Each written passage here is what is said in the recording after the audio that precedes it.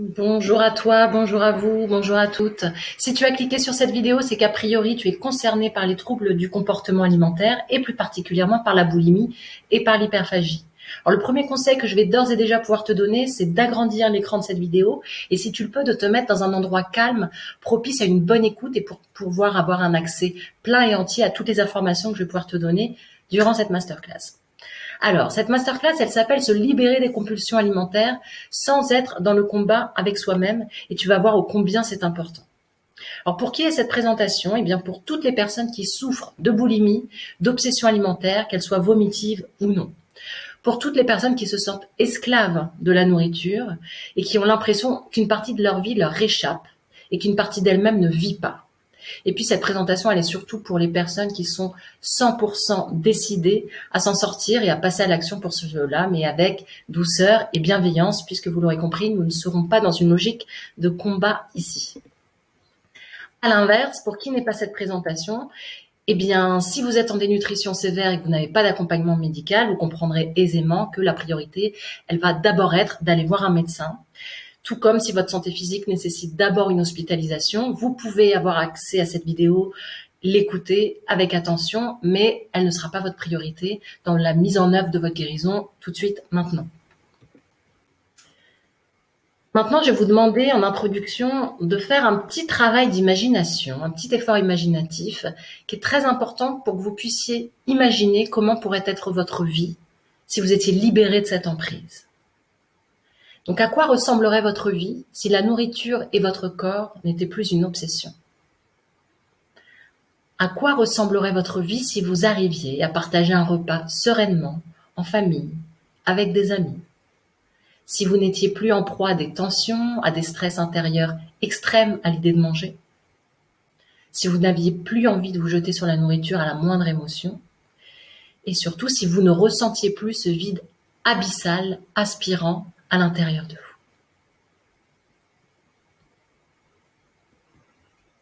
Donc, dans les prochaines minutes, vous allez comprendre quel chemin vous pourrez emprunter pour vous sortir définitivement de la boulimie et de l'obsession alimentaire et corporelle.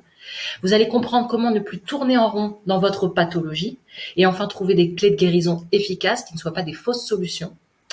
Et donc, vous allez comprendre comment enfin vous sentir vraiment libre dans votre vie. Et puis, pourquoi rester jusqu'à la fin de cette vidéo? Eh bien, parce que je mets des tu, mais je parle à vous toutes, parce que vous allez entendre une parole vraie qui va toucher votre être, tout votre être, et qui peut tout changer, ça je vous le promets. Et puis, parce que j'ai envie de vous dire, donnez-vous enfin une chance d'y croire, de croire à votre guérison et de sentir à l'intérieur fort comment le mouvement de guérison est là et comment vous êtes capable finalement de passer à l'action pour cela. Cette chance-là, je vous l'offre dans cette masterclass gratuitement, donc je vous recommande de vous en saisir. Et puis, j'offrirai une session de coaching gratuite d'1 heure qui a une valeur de 80 € à toutes celles qui auront été à la fin de la vidéo et qui m'en feront la demande, évidemment, dans la limite des places disponibles. Et pour être sûr que cette masterclass va bien vous convenir, qu'elle vous correspond, est-ce que cela ressemble à ce que vous vivez? Est-ce que vous êtes une personne qui est quasi en tension en permanence et pour qui il est difficile de passer un moment de convivialité de manière détendue? Est-ce que vous vous sentez obsédé d'une par votre corps, mais aussi par l'alimentation? Est-ce qu'il vous arrive régulièrement d'exploser contre vos proches, contre vos enfants, contre votre conjoint? Alors parfois, c'est pas des explosions de colère franche, ça peut être une irritabilité permanente. Est-ce que vous souffrez de votre manque de volonté et est-ce que vous avez l'impression d'être très régulièrement dans le combat avec vous-même? Est-ce que vous avez une faible estime de vous-même et est-ce que vous alternez entre des hauts et des bas épuisants? Est-ce que vous ressentez, ce que je disais tout à l'heure, ce vide intérieur abyssal, aspirant? Est-ce que vous donnez des objectifs régulièrement que vous n'arrivez généralement pas à tenir? Et est-ce que finalement vous êtes fréquemment fatigué de vous-même, fatigué de la vie, et que vous avez vraiment l'impression de passer votre vie à côté de vous, à côté de votre vie et à côté de vous-même? Alors tout ce que je viens de décrire, je peux dire que je sais ce que c'est puisque je l'ai vécu moi aussi avant. Je vais me présenter dans quelques secondes. Mais la bonne nouvelle, c'est que si vous êtes reconnu dans tout ce que j'ai pu énoncer auparavant, eh bien, il faut vous dire que ce ne sont que des symptômes. Ce sont des symptômes d'une construction lacunaire de votre identité. Alors, ça a l'air compliqué comme ça. C'est un terme psychologique, mais je vais vous l'expliquer. Vous allez voir en quoi c'est très simple. Et vous allez voir surtout comment vous pouvez vous retrouver fortement dans cette problématique. Après cette présentation, vous aurez des clés pour avancer efficacement vers votre guérison. Et je vous assure, si vous prenez en main ces clés-là, ça fonctionne. Alors, qui je suis? Alors, je suis désolée, j'ai cette petite image qui est sur moi en même temps. Alors, moi, je suis Alice Georget, je suis naturopathe, je suis également coach psycho-émotionnel. Je travaille dans l'accompagnement à la personne depuis une quinzaine d'années. Et depuis quelque temps, je suis spécialisée dans l'accompagnement des femmes qui souffrent de compulsions alimentaires. Et donc, je les accompagne à se libérer de ces compulsions, mais aussi à reconstruire leur qui je suis. Et ça, c'est un travail double que je fais systématiquement. La libération des compulsions alimentaires avec le travail de l'identité. Quelles sont les 6 prises de conscience qui vont être indispensables à ta guérison? Eh bien, je vais te les présenter tout de suite. Mais tout d'abord, je dois te dire que ces 6 prises de conscience, moi, je les avais pas eues. Je les avais pas eues et j'ai dû passer par la manière forte, par la manière dure. Donc, ce que je vous propose ici, c'est de gagner du temps et de passer plus en douceur de votre ancien moi, le moi que vous avez aujourd'hui qui vous fait souffrir, à votre nouveau moi, libre, épanoui. J'avais pas compris ça avant et j'ai dû tomber au plus bas, c'est-à-dire que j'étais dans une lutte acharnée entre mon ancien moi qui voulait absolument pas s'en aller et mon nouveau moi qui poussait quand même et qui me mettait en tension en permanence. Mais j'avais pas les clés et en fait, il a fallu vraiment que j'ai plus aucune énergie, que je sombre vraiment au fond du fond et que j'ai plus aucune autre solution que d'être aidée par nécessité, on va dire, vitale. Donc, ça a été extrêmement dur dans mon parcours à moi. Donc, encore une fois, la méthode que je vous recommande aujourd'hui, c'est une méthode douce et pour cela, il va être important de faire ces 6 prises de conscience. Donc, pour passer de votre ancien moi, qui est un moi finalement dissocié, en lutte permanente, avec vous-même, avec le monde qui vous entoure. Ce moi qui souffre, c'est aussi un moi qui est emprisonné dans sa structure psychique rigide. Souvent, vous êtes des personnes très intelligentes, qui réfléchissaient beaucoup, qui avaient des grandes capacités d'analyse, mais ça tourne en boucle. Ça tourne en boucle et vous ne vous en sortez pas. Vos solutions, elles n'ont qu'un temps et vous ne vous en sortez pas. Vous avez l'impression d'être emprisonné dans un univers mental hermétique. Donc cet ancien moi, qui je l'espère va devenir votre ancien moi, c'est un ancien moi dissocié, qui ne sait pas qui il est, qui alterne entre des hauts, des bas, qui est dans une violence et dans des stress internes psychiques très forts et qui ont besoin d'une soupape de sécurité. Et la soupape, c'est l'alimentation chez vous, c'est les crises alimentaires, c'est la compulsion. Donc cette compulsion, elle est là aussi pour relâcher toute cette violence, toute cette pression qui est à l'intérieur. Et ce que je vous propose donc, c'est d'aller à l'inverse, vers un nouveau moi, vers votre vrai moi, un moi libéré. J'ai essayé de trouver des images qui représentent exactement ce vers quoi je veux vous mener, c'est-à-dire un moi libre. Vous serez une personne libre, détachée, indépendante de ces compulsions alimentaires, épanouie, une personne qui s'aime, qui est capable d'avoir une estime d'elle-même normale, forte. Alors voilà, ça, on ne devient pas surpuissant, mais en tout cas de pouvoir se regarder, de pouvoir se sentir à sa place, relié, en pleine possession de vos moyens. Également, ce qui est important, c'est de rétablir, ce nouveau moi, il va rétablir des relations interpersonnelles vraies, authentiques, on va dire normales en fait, avec votre conjoint, avec vos amis, avec dans le monde du travail dans lequel vous évoluez, d'avoir des relations qui puissent être simples en fait, qui soient pas aux prises avec des tensions, avec peut-être un manque de confiance en vous qui vous empêche de vous affirmer correctement dans un groupe, par exemple, ou qui, au contraire, vous mettent en opposition en permanence, selon les personnes, selon comment vous déclinez votre personnalité, ça va prendre des aspects différents. Ce nouveau moi, il est libéré, il est détendu, il s'aime, il est capable de relationner avec les autres normalement, avec plaisir, en étant à sa place, et ce nouveau moi, il est centré, relié avec lui-même, et vous savez que vous êtes dans votre vie et pas à côté de vous. Le premier shift à réaliser, donc la première prise de conscience qui est vraiment très importante, c'est de réaliser que vous êtes prisonnière d'une personnalité qui ne vous appartient pas. C'est ce qu'on appelle une personnalité d'emprunt. Cette personnalité d'emprunt, c'est cette pièce sombre. J'ai mis une image là d'une femme dans une pièce sombre. Elle est prisonnière de sa personnalité, qui la coupe de son vrai moi.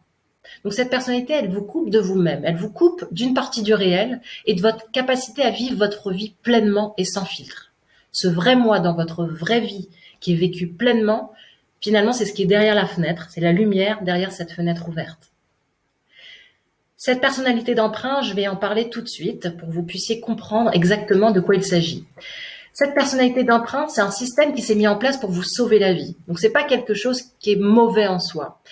C'est quelque chose qui est arrivé généralement dans les premiers mois de votre vie, les premières années, suite à des traumatismes. Alors peut-être des traumatismes très clairs que peuvent être des viols, des violences, des humiliations. Mais parfois c'est plus subtil, il va s'agir de carences affectives, de besoins très très forts de l'enfant qui n'ont pas été comblés.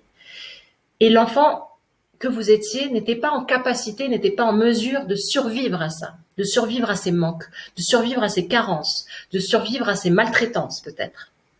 Donc cet enfant s'est construit une personnalité de protection, comme une armure, c'est plus qu'un masque, c'est une armure de protection, puisque généralement, dans le fond de vos personnalités, il y a une hypersensibilité. Cette hypersensibilité, elle vous a rendu encore plus fragile face à ces défaillances de votre enfance.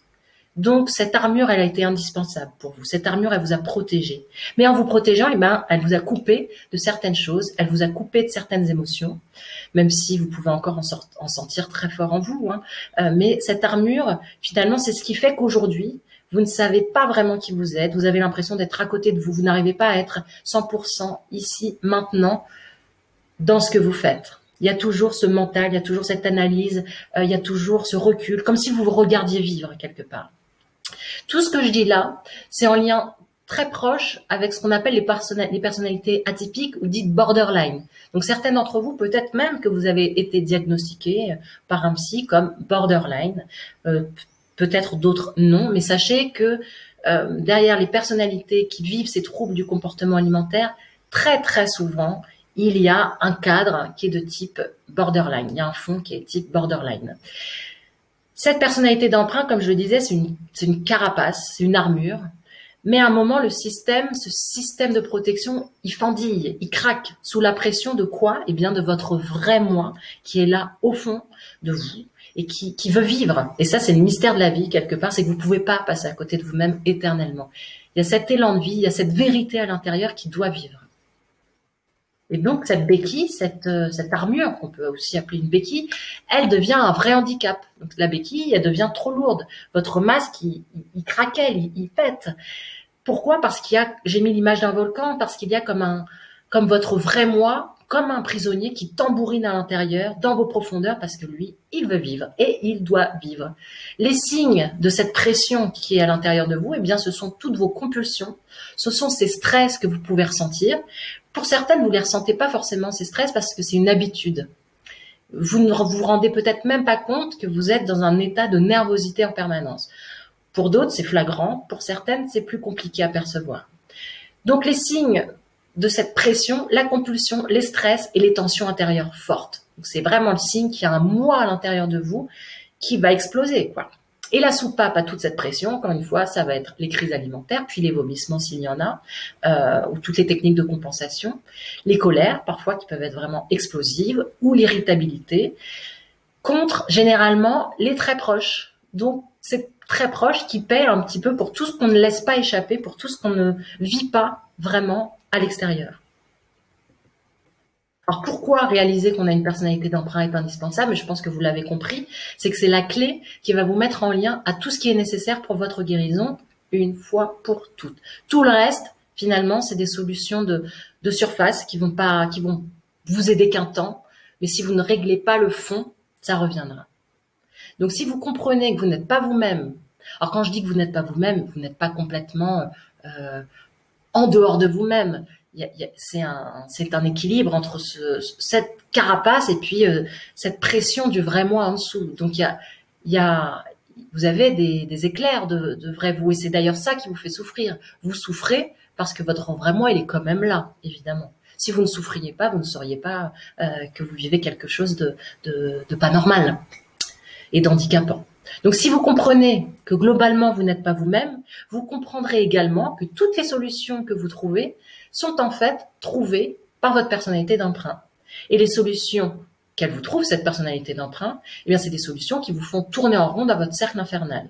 Pourquoi elle fait ça, cette personnalité d'emprunt? Parce qu'elle veut vous sauver la vie. Encore une fois, elle veut vous protéger. Mais son aide aujourd'hui, elle est plus du tout adaptée à la personne que vous êtes. Pourquoi? Parce que vous n'êtes plus une enfant.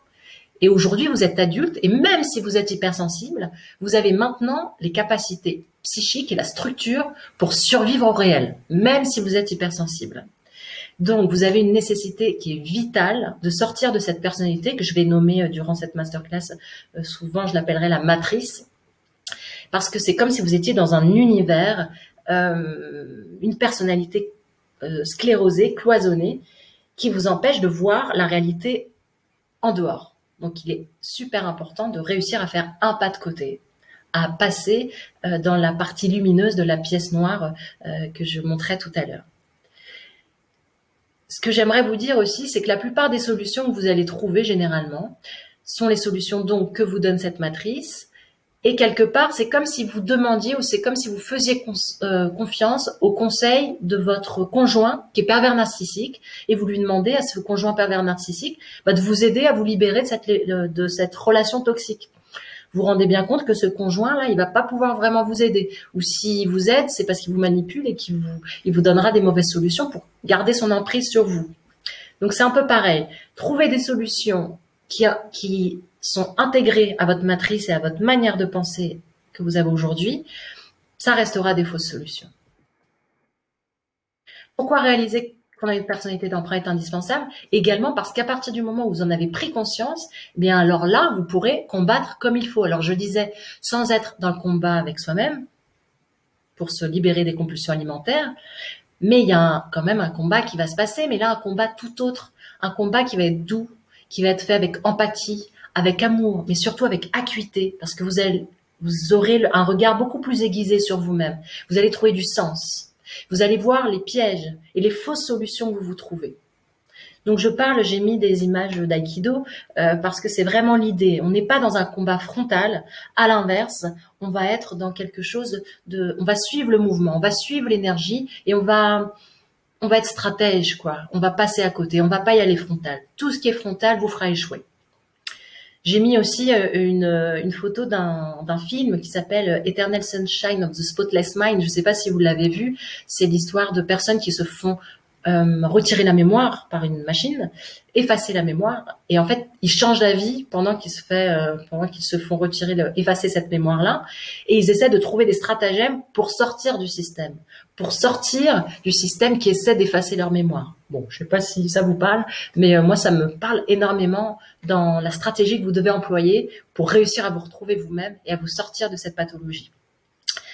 Donc réaliser cela, c'est vraiment quelque chose qui va vous donner du sens. Alors vous savez pas exactement ce par quoi vous allez devoir passer, ce que vous allez devoir travailler exactement. Par contre, vous savez quelle direction emprunter. Vous savez que la direction, c'est de vous retrouver vous-même et de casser des armures, quoi. Donc ça, c'est une lumière au bout du tunnel. Ça donne du sens et ça aide vraiment à s'engager dans un travail de transformation et de guérison plein. Et vous pouvez également comprendre grâce à ça pourquoi se faire aider par un thérapeute ou par un thérapeute quel qu'il soit va vous faire gagner beaucoup de temps sur votre chemin de guérison.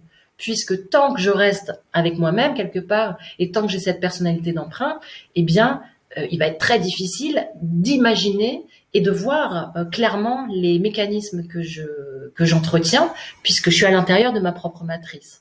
Le thérapeute, il n'est pas là pour vous dire qui vous êtes et pour vous prêcher la bonne parole. Il est là quelque part, il vous tend la main pour vous tirer vers l'extérieur.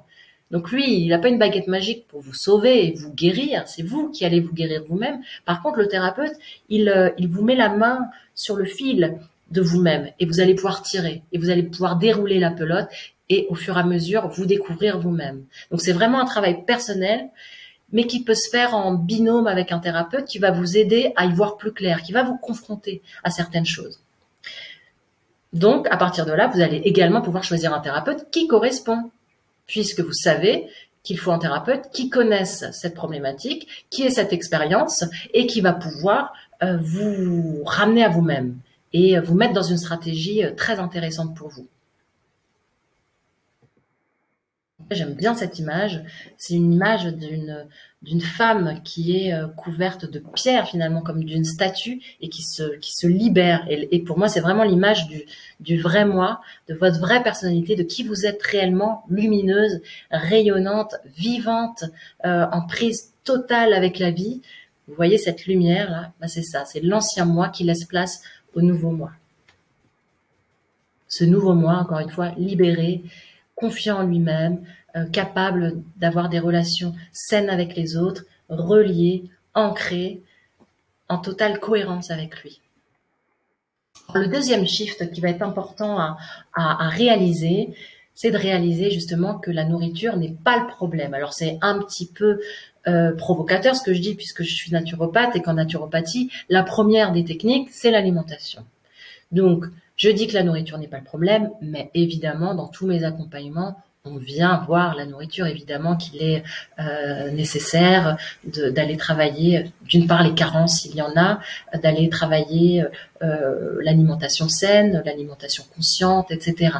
Mais je dirais que c'est un travail secondaire de reconstruction de soi, mais qui n'est pas l'essentiel de votre qui ne doit pas être l'essentiel de votre préoccupation.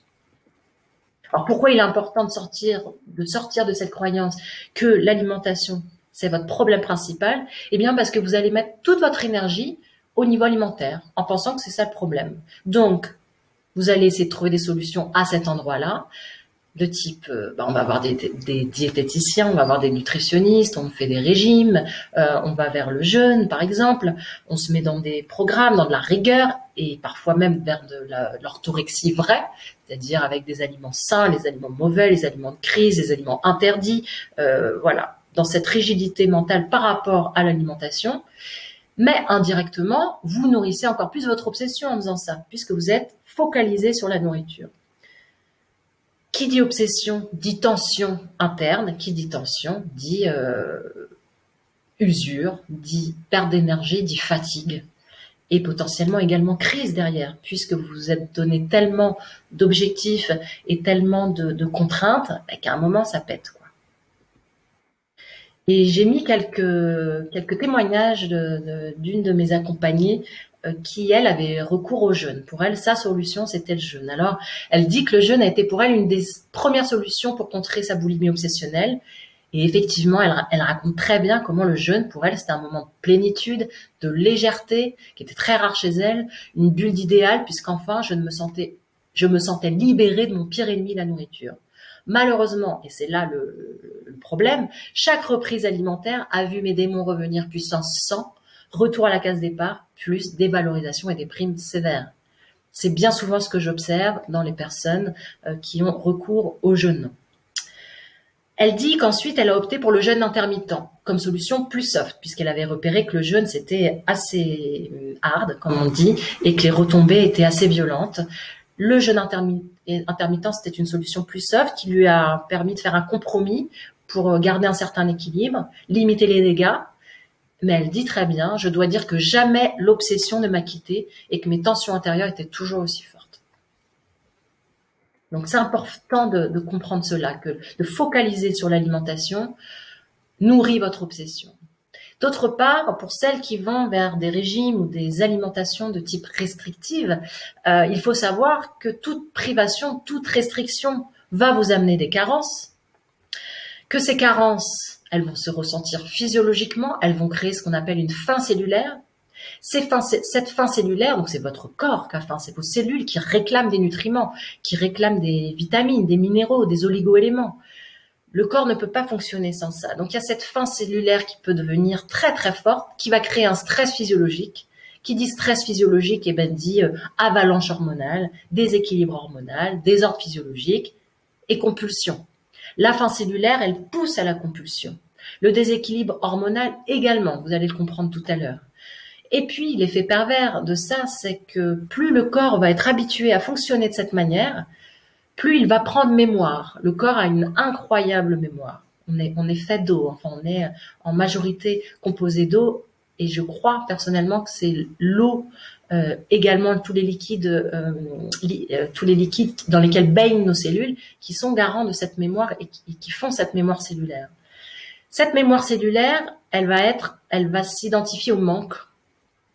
Et donc, pendant un temps, tant que vous ne réglerez pas ce problème, votre corps va avoir l'habitude, la mémoire du manque et de la compulsion. Du manque et de la compulsion. C'est pour ça également qu'au départ, quand on guérit et qu'on se sent mieux, il peut y avoir encore des compulsions parce que le corps a encore besoin de ça. Il est encore dans ses anciennes habitudes, dans ses anciens schémas. Donc, il faut un temps, parfois, entre la guérison et l'arrêt des crises. Donc, ne désespérez pas si parfois vous avez des crises alors que vous vous sentez mieux, vous vous sentez guéri. Parfois, ça n'a pas de lien. Le troisième shift, c'est de réaliser que ce n'est pas par la volonté que vous allez guérir. Ça aussi, c'est super important. Alors, j'ai mis plusieurs images de ce qu'on appelle le développement personnel. Donc, il y a une couverture de livres, il y a des proverbes, il y a une couverture aussi de magazines. Quand on veut, on peut. Là où la volonté est grande, les difficultés diminuent. Là où se trouve une volonté, il existe un chemin, le pouvoir de la volonté. La volonté permet de grimper sur les cimes. Sans volonté, on reste au pied de la montagne. Etc., etc. Il y a des dizaines et des dizaines de citations comme ça qui montrent comment, mais par la volonté, on peut se transcender, on peut réussir enfin sa vie. Alors, c'est peut-être vrai pour beaucoup de gens. C'est peut-être très intéressant dans d'autres domaines de la vie.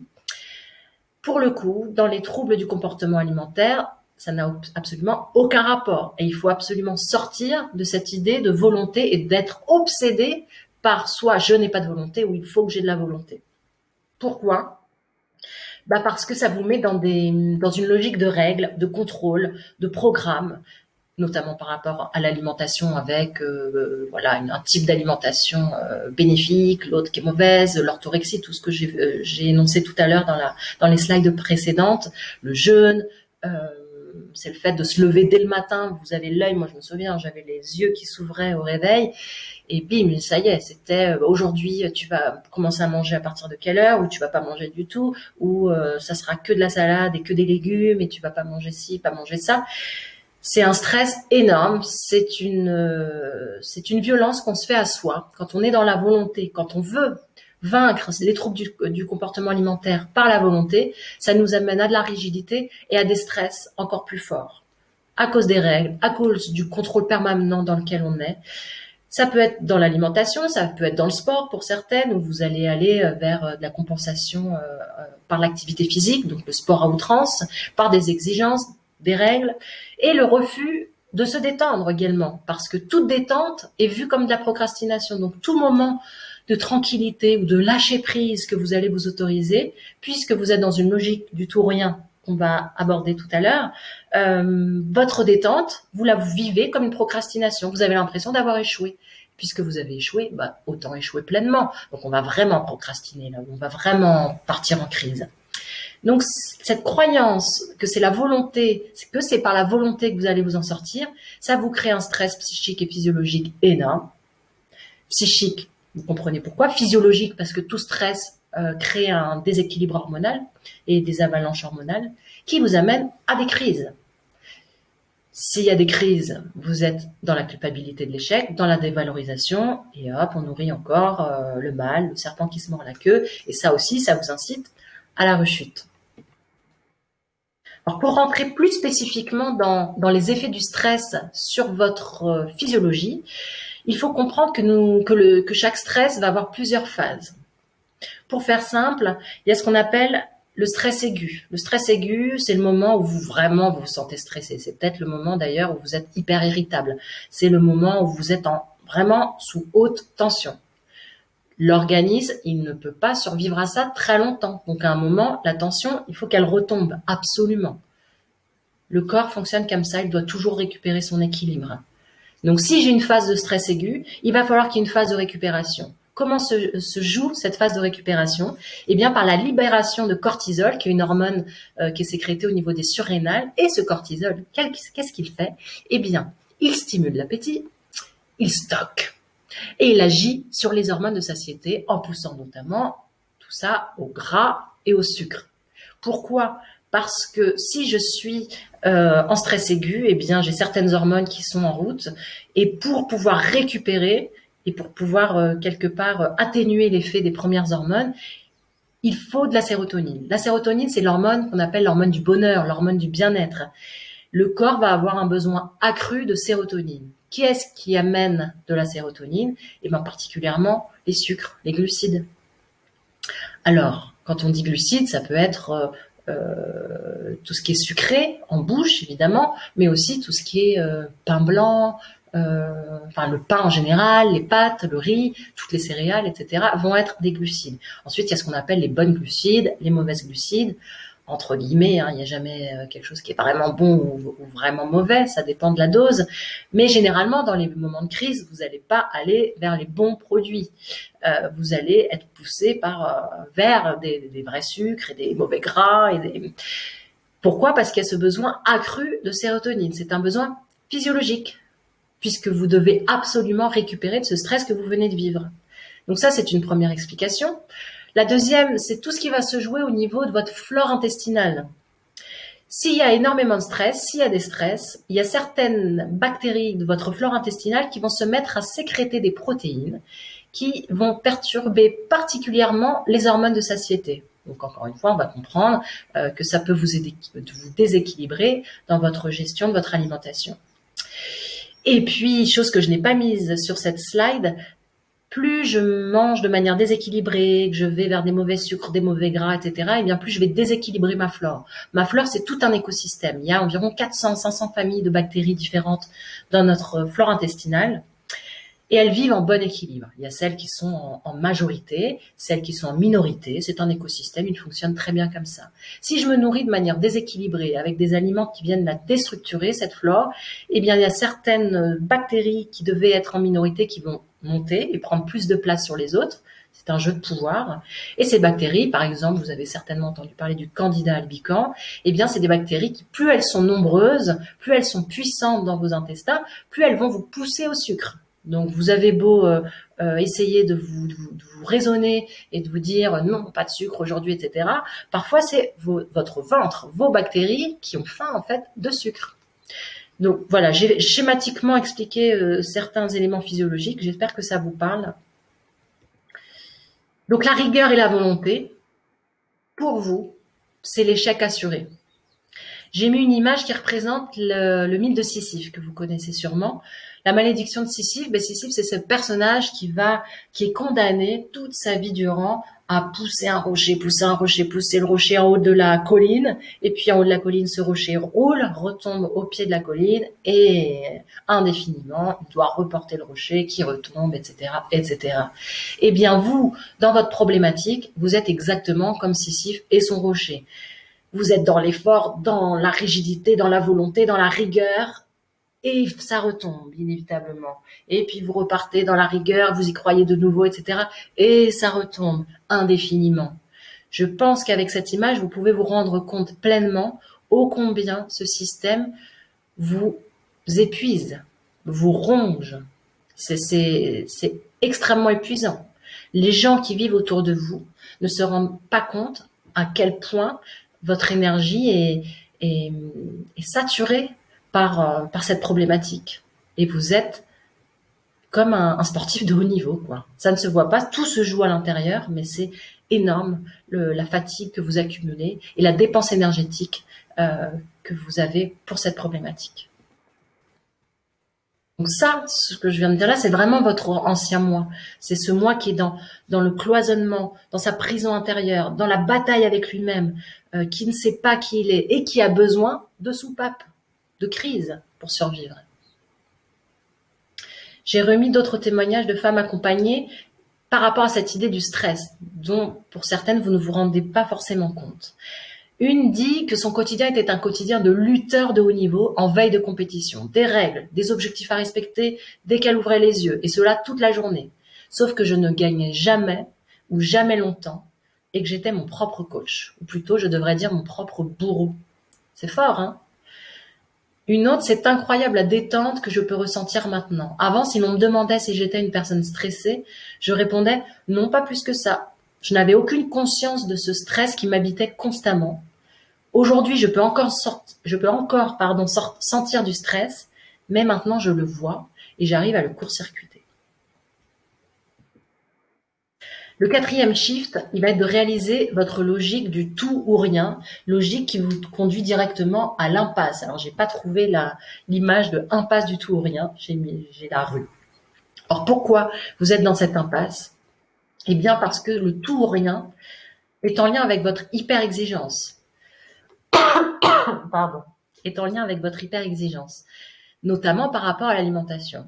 C'est-à-dire que le moindre petit bout de pain, le moindre petit bout de gâteau, le moindre petit bout de chocolat, la bouchée de trop que vous aurez prise, que vous étiez interdit de prendre en vous réveillant le matin, si vous la prenez, si vous prenez ce bout de pain, si vous prenez ce bout de chocolat ou cette bouchée de trop, pour vous, c'est un échec. C'est tout de suite un échec.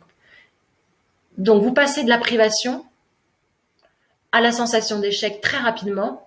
Et donc, si vous échouez, puisque vous êtes dans une logique du tout ou rien, eh bien, autant partir en crise. Et là, on y va pour une crise assez incroyable pour certaines, où vous allez pouvoir ingurgiter énormément d'aliments différents.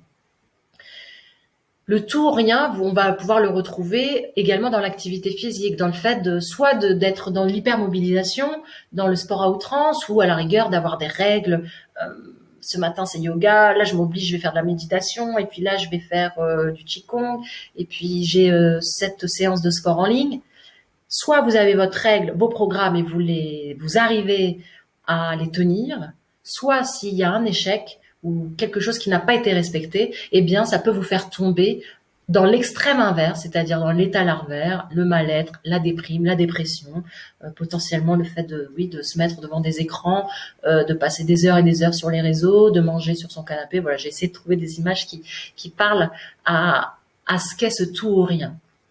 Il faut savoir qu'une personne, entre guillemets, normale, je ne sais pas s'il y a des personnes normales, mais qui en tout cas n'ont pas ces mêmes problématiques que vous, ce petit bout de pain, ce petit bout de chocolat, de gâteau, cette bouchée de trop, pour elle, voilà, ça passe, et en fait, ça ne va avoir aucune incidence, ni sur leur corps, ni sur leur prise de poids, ni sur la vision qu'elles vont avoir d'elles-mêmes, ni sur rien du tout, en fait, ni sur leur humeur, ni sur la manière dont elles vont vivre leur journée ensuite.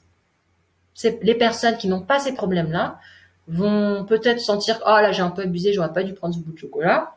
Mais en fait, elles y pensent une seconde et puis après, c'est passé, c'est fini et c'est tout. Et ça ne les fait pas partir dans une crise avec hyper ingestion d'aliments. Ce tout ou rien, vous pouvez pour certaines, plus ou moins fortement, on est tous différents, donc toutes différentes, donc voyez ce qui vous parle. Mais ce tout ou rien, on peut souvent le retrouver également dans le relationnel, dans vos relations amoureuses, dans vos relations amicales, dans vos relations humaines en général, dans vos rencontres. Pour beaucoup, vous êtes dans un profil de dépendance affective qui vous fait soit attendre beaucoup de l'autre et avoir un besoin fort de fusion, parce que ça vous rassure. Pour d'autres, cette dépendance affective, elle est tellement douloureuse, c'est tellement douloureux de risquer de perdre l'affection, que vous partez dans de l'hyper-indépendance. Ça, c'est possible aussi. Il y a des schémas différents. En tout cas, ce qui est sûr, c'est qu'il y a généralement toujours un mal-être avec les autres. Il y a toujours un relationnel qui est un petit peu compliqué. Donc, encore une fois, je disais, vous avez souvent besoin d'amitié fusionnelle, d'amour sur fusion. Donc, et il va suffire parfois d'un mot, d'un geste, mal interprété souvent, d'un regard mal interprété également, pour que tout s'écroule à l'intérieur de vous.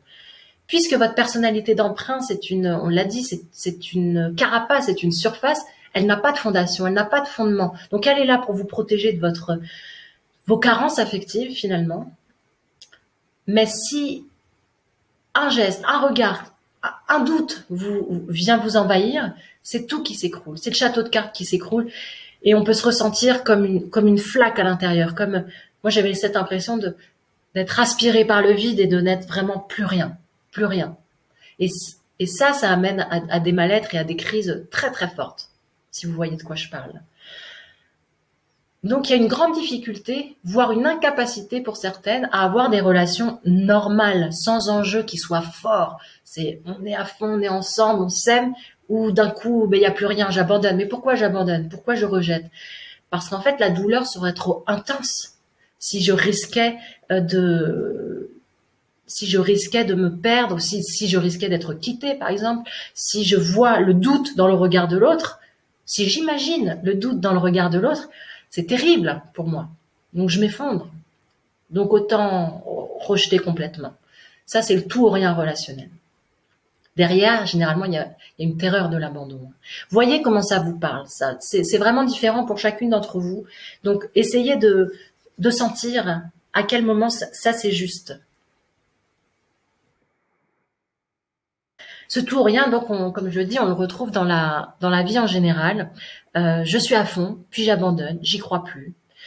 On va le retrouver, par exemple, dans la thérapie. J'adore ce thérapeute, je lui fais vraiment confiance, je sens qu'il y a quelque chose de fort là. Puis en fait, non, ça sert à rien.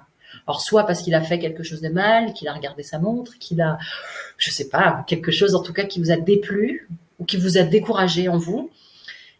Et vous passez du tout au rien aussi dans la thérapie. Pour certaines. Il n'y a pas de juste milieu. Il y a des hauts, il y a des bas, mais l'équilibre et la voie du milieu, c'est assez compliqué. Donc pourquoi conscientiser et déprogrammer cet aspect-là de votre personnalité? Parce que le tout ou rien, moi je l'appelle aussi, c'est le détail qui vous tue.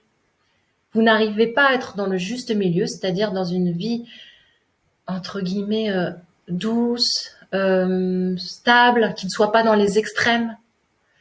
Chaque solution, elle va avoir qu'un temps. Il y a un manque de constance.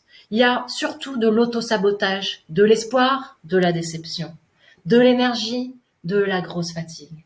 Donc tout ça va être source de stress, de dévalorisation et encore une fois, tout ça va participer de votre roue infernale. Donc, ce que je vous propose, c'est le tout ou rien versus ce qu'on appelle explorer la voie du milieu pour stabiliser ses ressentis, ses émotions. Mais pour cela, il est vrai qu'il va être indispensable, encore une fois, on y reviendra toujours, de prendre conscience de sa personnalité d'emprunt et également de reconstruire son je suis, de se reconnecter avec son vrai soi. La 5e prise de conscience indispensable à votre guérison, eh bien, ça va être de réaliser que la perception négative que vous avez souvent de vous-même est une construction que vous pouvez changer. Pourquoi c'est indispensable? Bah, évidemment parce que toutes vos croyances limitantes, toutes vos pensées négatives que vous avez accumulées à l'intérieur de vous, finalement, elles sont devenues vous-même et elles vous conditionnent à l'échec. Donc, il est indispensable de sortir de ça, en tout cas de s'en rendre compte pour réussir à envisager la vie autrement. Parce que si vous vous rendez compte de ça, ben encore une fois, vous pouvez faire un pas de côté et vous dire, ben je vais laisser une place au nouveau. Je vais laisser une place en moi à tous les possibles. Là, je le dis, mais ça se vit en fait. C'est vraiment, on va vraiment, quand on s'engage dans un travail thérapeutique, mettre en œuvre des choses dans sa vie qui vont réussir à ouvrir cet espace en vous de plus en plus grand. Au début, ça sera tout petit et puis ça va s'agrandir. Ouvrir un espace au nouveau, ouvrir un espace vide, mais pas un vide malsain, abyssal, angoissant. Là, c'est un vide lumineux. C'est un vide qui va pouvoir accueillir, qui va pouvoir se remplir de votre vrai vous-même, de votre lumière, de vos talents, de vos capacités. Pourquoi il faut absolument prendre conscience de vos croyances limitantes et de vos pensées négatives? Parce qu'à chaque fois que vous retombez dedans, et vous y retombez souvent, toute votre énergie, elle va là. Elle va là où on met le focus. J'aime bien, pour parler de ça, l'illustrer avec la métaphore de la météo. Vos pensées, dites-vous que ce sont des nuages. Les pensées négatives sont des nuages plus noirs que les autres. Et quand il y a rumination, quand il y a mal-être, là on est quand il y a crise, là on est dans l'orage. Mais n'oubliez jamais, ne perdez jamais de vue que vous n'êtes pas vos pensées. Vous êtes le ciel derrière. Et le ciel, il est toujours bleu. Les pensées, ce sont juste des informations, c'est pas des vérités absolues figées. On va pouvoir les observer, on peut les mettre à distance, on peut les valider ou se dire non, c'est n'importe quoi. En gros, ne pas leur donner le bon Dieu sans confession. Donc elles sont mouvantes, ces pensées, elles sont fluctuantes, elles se transforment, elles bougent comme les nuages dans le ciel. Et vous le savez, selon la fatigue, selon les aléas de votre journée, selon les regards, les mots que vous avez mal perçus, etc., vous savez que ça va vous faire virer dans des pensées négatives ou non. Si vous vous réveillez, vous avez fait une super nuit, vous êtes en vacances au bord de la mer ou d'une magnifique rivière, vous vous réveillez, il fait super beau, bizarrement, vous n'allez pas avoir énormément de pensées négatives, j'imagine. Donc c'est vraiment en lien avec avec la fatigue, avec les aléas de la journée. Ce n'est pas vous-même. Donc attention, je précise là sur cette slide que ce ne sont évidemment pas les croyances limitantes ou les pensées négatives qui vont causer votre boulimie. Par contre, ce qui est sûr, c'est qu'elles vous empêchent d'avancer sur votre chemin de guérison et au-delà de vous empêcher, elles vous freinent et elles vous font reculer même. Donc soyez très attentive à toutes ces pensées négatives, à toutes ces croyances limitantes que vous pouvez avoir au quotidien. Je veux vous parler maintenant d'un exemple de changement que vous pouvez opérer en vous, qui va parler plus à certaines qu'à d'autres, certainement, mais même à celles pour qui ça ne parle pas trop, je vous demande de rentrer un petit peu en introspection et de voir à quel point, malgré tout, ça peut vous concerner. Je l'ai appelé « ne plus vivre comme si la vie c'était une course ». Donc ça peut être une croyance limitante, une croyance généralement, pour le coup, inconsciente. On vit comme si la vie c'était une course, c'est-à-dire qu'on se compare, on est en comparaison quasi en permanence. Généralement, quand on se compare, c'est pas pour se dire qu'on est plus belle, plus forte et plus intelligente. Généralement, c'est une dépréciation qui s'ensuit derrière. Donc, tout ça pour dire que finalement, on est en compétition. Si on se compare, c'est qu'on a l'impression qu'on est en compétition. Moi, j'avais l'impression, par exemple, d'être toujours en retard. En retard sur les autres. Surtout en prenant de l'âge, j'avais l'impression de pas avoir fait ci, pas avoir fait ça, qu'à mon âge, les autres, elles avaient déjà tel boulot, elles avaient déjà des enfants, on peut toujours trouver tout un tas de choses pour se comparer, pour se déprécier. Donc la dépréciation, la comparaison, la compétition, c'est comme si on était en course. Donc, on est, encore une fois, à se rajouter des stress en permanence. Qui dit stress, dit derrière épuisement. Donc tout ça, ça participe de votre épuisement. Et quand on est épuisé, à un moment, la nourriture, ça va être un endroit de compensation et de consolation et un refuge. Et c'est normal. On ne peut pas être épuisé comme ça et continuer à vivre normalement. Ce que je vous propose, c'est de changer de paradigme. C'est un exemple de changement de paradigme au niveau de vos pensées négatives. Si on imaginait que la vie, c'est pas une compétition, c'est pas une course, mais que c'est plutôt une coopération, qu'on peut être dans un modèle coopératif. Je ne regarde plus l'autre en me disant qu'il est mieux, qu'il est ci, et que moi, en comparaison, je ne suis pas assez. Déjà, on peut se dire que peut-être on fait pas la même course. Surtout au-delà de faire une course, on n'est pas sur le même chemin. Il y a celui qui va, alors elle va peut-être en haut à droite, l'autre en haut à gauche. Moi, en fait, je vais tout droit, tout au fond à gauche, l'autre en bas à gauche. Enfin, vous voyez ce que je veux dire. En gros, on va pas au même endroit, on part pas du même lieu, on n'a pas tous les mêmes choses à travailler. Pour vous illustrer ça, il y a quelque temps, je suivais une jeune femme qui avait 40 ans. Je la trouvais splendide, elle était magnifique physiquement, elle avait des enfants magnifiques. Elle avait un super job, elle avait l'air en plus d'être riche, d'avoir de l'argent.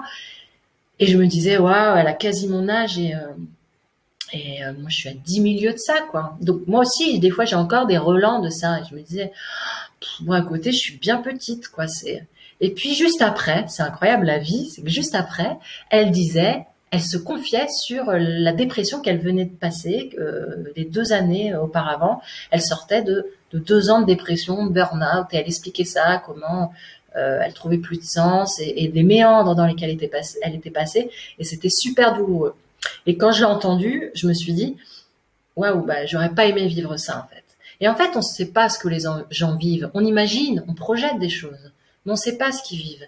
On ne sait pas quelles sont leurs douleurs. On connaît pas leur enfance non plus. On ne sait pas ce par quoi ils sont passés. On ne connaît pas leur armure. Vous, votre armure, elle a été à cet endroit-là, mais peut-être que les autres en ont d'autres, à d'autres endroits que vous ne les voyez pas.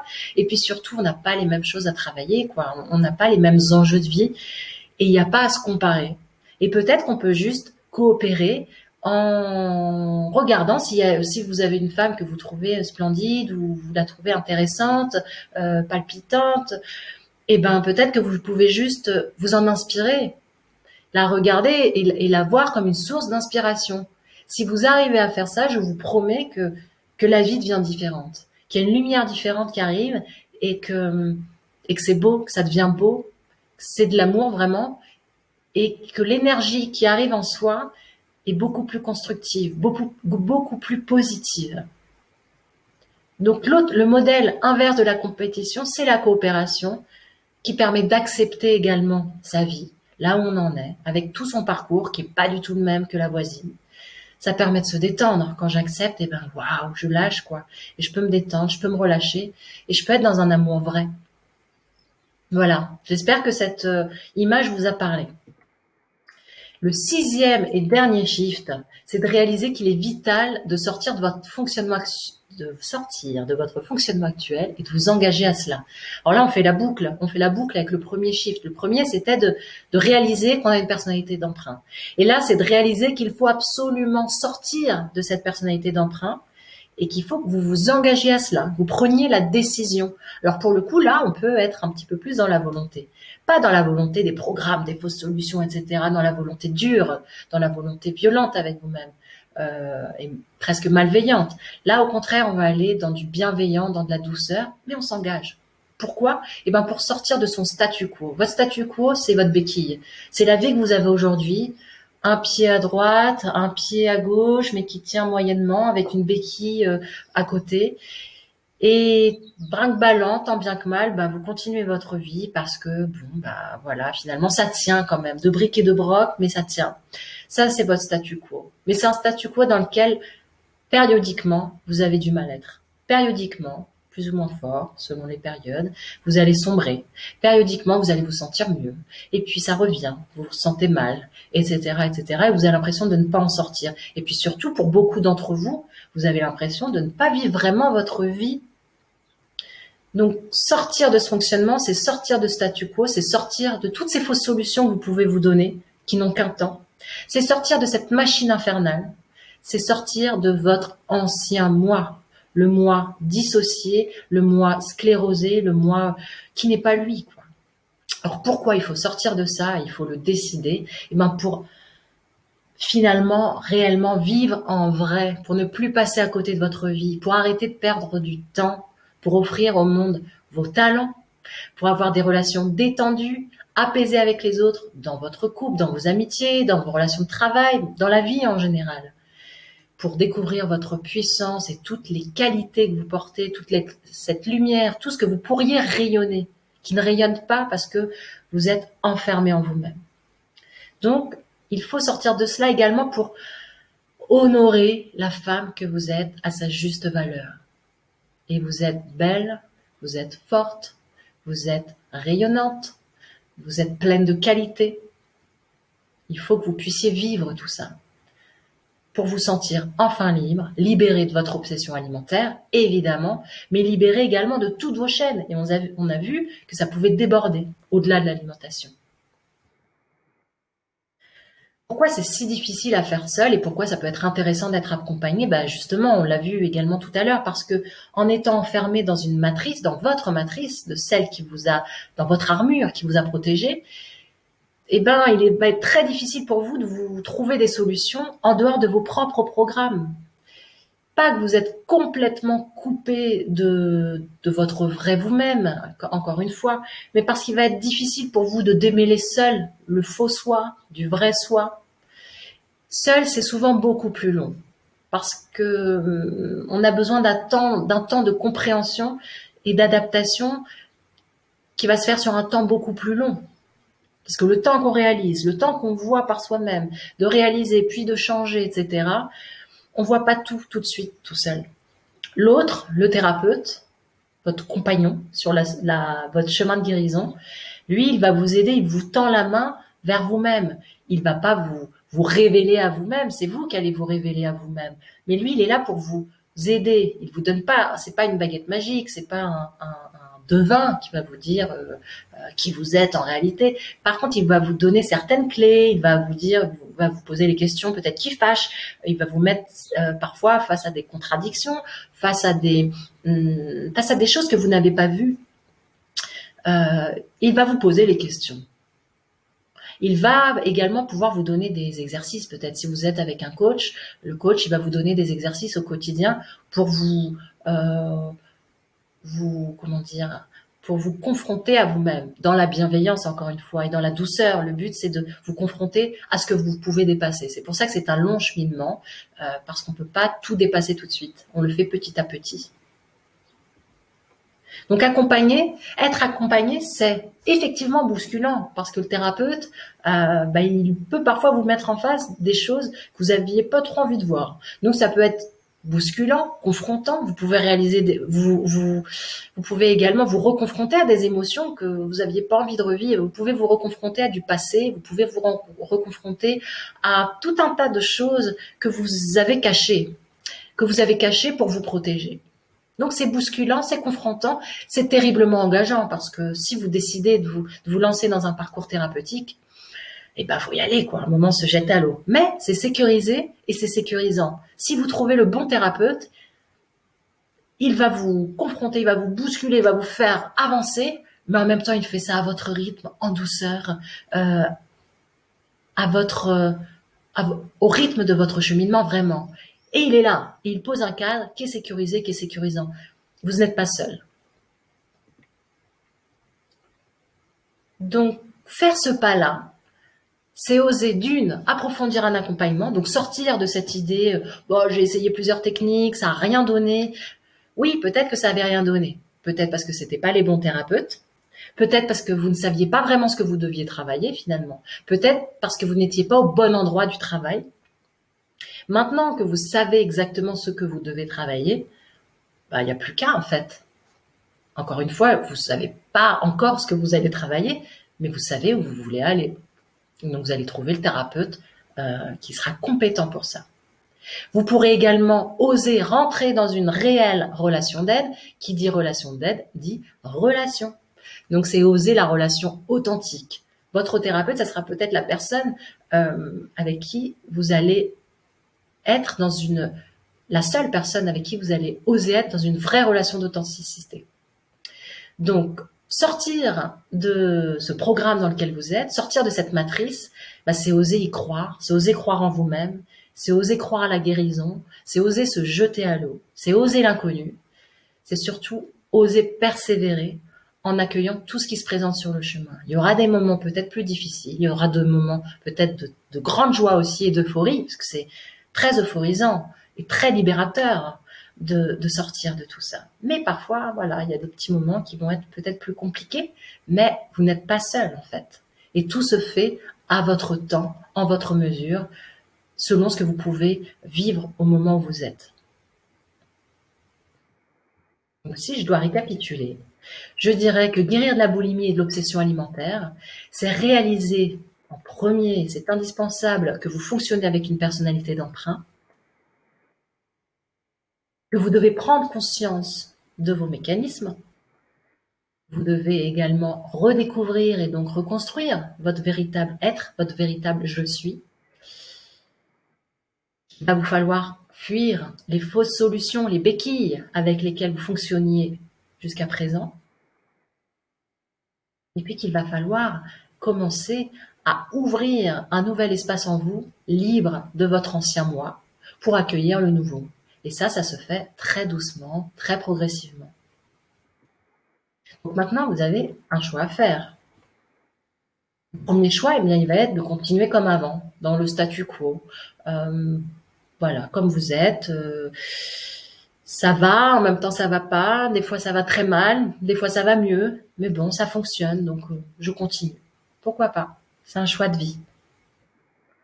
C'est votre ancien moi qui va le rester encore, souvent dissocié, souvent dans le stress et les tensions psychiques internes, souvent emprisonné et qui a besoin de compensation, de moments de décompensation par des crises qui arrivent plus ou moins régulièrement.